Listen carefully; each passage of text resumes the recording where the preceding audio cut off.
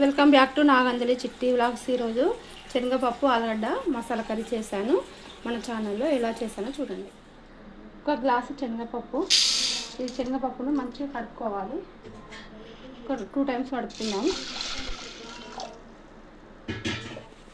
2 సార్లు కడుక్కున్నాక కొన్ని వాటర్ పోసుకొని ఇది ఈ కుక్కర్లో ఉడికించుకుందాం. శనగపప్పుని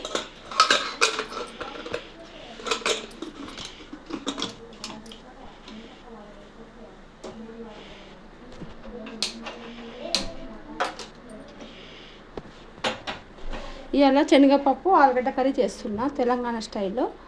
ఇది ఈ 2 ఆలుగడ్డలు మంచిగా చెక్కు అంతా తీసుకొని ఇది కట్ చేసుకొని పెట్టుకోవాలి. ఈ కుక్కర్ విజిల్ ఒక 3-4 టైమ్స్ విజిల్స్ వస్తే సరిపోతుంది.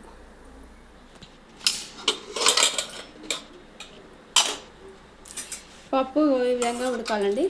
ఇట్లా మెత్తగా ఉడకద్దు, మెత్తగా ఉడికితే టేస్ట్ పోతుంది. ఇక కొంచెం ఇట్లా అంటే తునేటట్టు ఉండాలి పప్పు. ఇప్పుడు ఇలాగ వాటర్ ఉన్నాయి కదా, ఈ వాటర్తోనే మనం దీంట్లో వేసేసుకోవాలి. ఆ వాటర్ ఉన్నా మనకేం కాదు. ఇప్పుడు మనం ఇది ఇట్లా కడాయి పెట్టుకొని దీంట్లో ఆయిల్ వేసుకుందాం.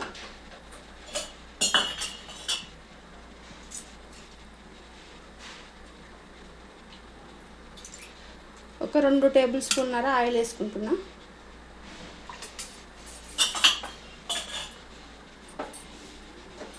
ఇది మంచిగా కొంచెం వేడైన తర్వాత ఇప్పుడు దీంట్లో ఇట్లా లవంగాలు, చెక్క, అది ఇలాచి అన్నీ కలిపింది కొంచెం కొన్ని వేసుకోవాలి అంతే.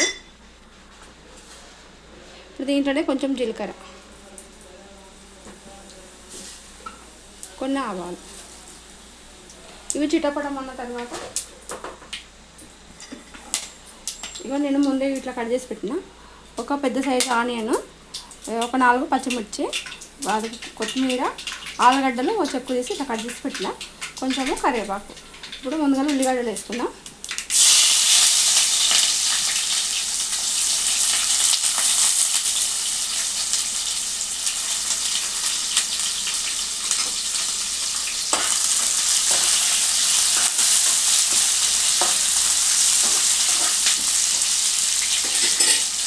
ఇప్పుడు కరివేపాకును పచ్చిమిర్చి కూడా వేసేసుకున్నాం.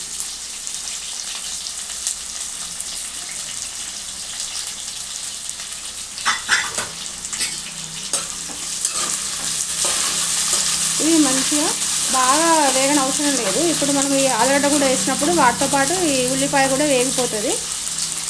మనం ఆలుగడ్డ ఉడకబెట్టలే కాబట్టి ఇట్లా అల్లం వెల్లిగడ్డ పేస్ట్ మాత్రం ఇప్పుడు ఫ్రెష్గా చేసుకున్నా. అది ఫ్రెష్గా చేసుకోవాలని ఏం లేదు, కానీ ఇట్లా చేసుకుంటే మాత్రం టేస్ట్ మంచిగా ఉంటుందని నేను ఇట్లా చేసుకున్నా. ఈ అల్లం వెల్లిగడ్డ పేస్ట్ కొంచెం పచ్చివాసన పోయేంత వరకు వేయించుకోవాలి.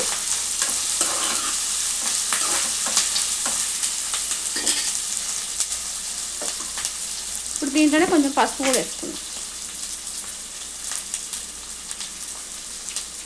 ఒక స్పూన్ పసుపు.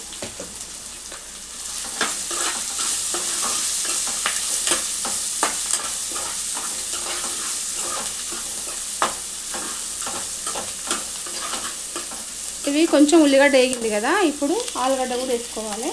ఉల్లిగడ్డ బాగా వేగినాక వేసుకుంటే ఉల్లిగడ్డ మాడిపోతుంది కాబట్టి ఇప్పుడు ఆలుగడ్డ వేసుకోవాలి.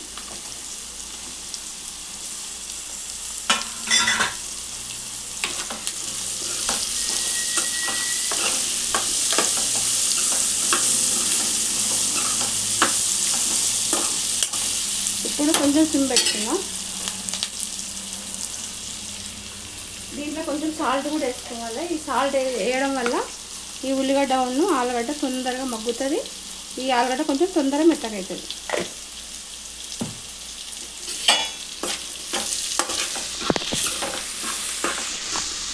ఇట్లా ఆలుగడ్డ ఇట్లా కూడా వేసుకోవచ్చు. ఆలుగడ్డ ఉడకబెట్టి కూడా అది పప్పు వేసిన తర్వాత ఆలుగడ్డ వేయాలి అప్పుడు.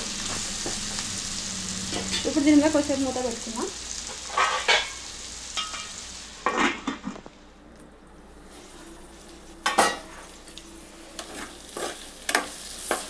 నేను చెప్పినా చూడండి, ఇక ఉల్లిగడ్డ కూడా ఎట్లా మగ్గిపోయిందో, అందుకని ఉల్లిగడ్డ కొంచెం అయిన తర్వాతనే వేసుకోవాలి. ఇప్పుడు జస్ట్ కొంచెం ఉడికింది, ఇట్లా ఉడికింది కదా ఆలుగడ్డ. ఇప్పుడు మన శనగపప్పు ఇట్లా వాటర్తోనే చేసుకోవాలి.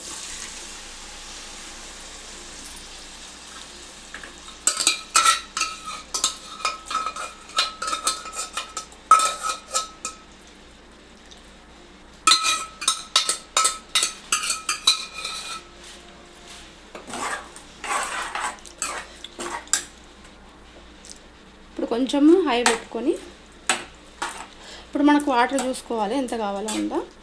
ఇప్పుడు దీంట్లో కొంచెం కారం,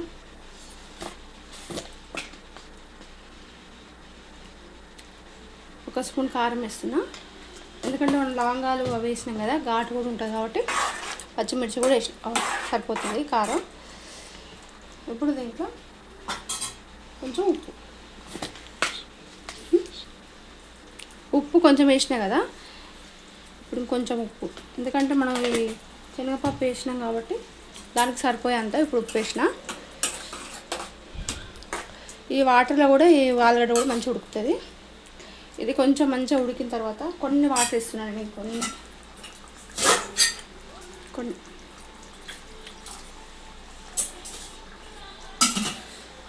ఇది ఉడికి కొంచెం దగ్గరికి అయినాక మనం కొత్తిమీర కొంచెం గరం మసాలా వేసుకుందాం. ఇప్పుడు దీంట్లో కొంచెం ధనియాల పొడి వేసుకుందామండి. ఈ ధనియాల పొడిలో మేము లవంగాలు, చెక్క అన్నీ మసాలాలు వేసి పడతాను. నేను అన్నీ డ్రై చేసి వేయించి పడతాను. ఈ పొడి ఒక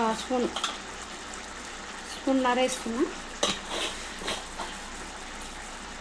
దీంట్లో కొంచెం కొత్తిమీర వేసుకుంటే టేస్ట్ బాగుంటుంది.